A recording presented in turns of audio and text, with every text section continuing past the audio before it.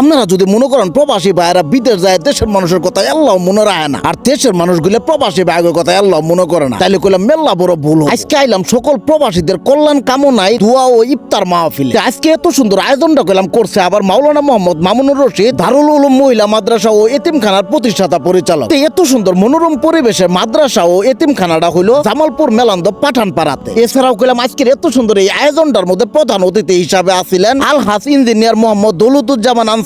অত্র মাদ্রাসার সভাপতি হিসাবে আছিলেন হাজী মুক্তাল হোসেন মাস্টার সাহেব। এবার আরো মেলা গণ্যমান্য ব্যক্তি সহ দেশ বিদেশের প্রিয় ভাইয়েরা উপস্থিত আছিল আর সহযোগিতাও করছিল। শুধু তাই না, প্রতিনিয়ত তারা এই দারুল উলুম মহিলা মাদ্রাসা ও এতিমখানায় সহযোগিতাও করে যাইতাছে। আপনারা যারা এই মাদ্রাসা ও এতিমখানায় সহযোগিতা করবে চান, তারা কইলাম এই স্ক্রিনে দেওয়া এই নাম্বারে এখনই যোগাযোগ কইরা সহযোগিতা করবার পান। আর যারা সহযোগিতা না করবার পাবেন অন্তত এই ভিডিওটা শেয়ার করে দিবেন। এমনও হবার পর আপনার এই শেয়ারের কারণে কোনো দানশীল ব্যক্তির সামনে ভিডিওটা পড়লো, ওইটা দেখে আবার এই মাদ্রাসা ও এতিমখানায় দান করলো, তখন কিন্তু ওই সওয়াবের ভাগ আপনিও পাবেন, আপনার আগের রাতের জন্য ভালো কিছু হবো। আজকের এই ভিডিওটা আমি শেষ করে দিতেছি। সবাই ভালো থাকবেন, সুস্থ থাকবেন। আসসালামু আলাইকুম।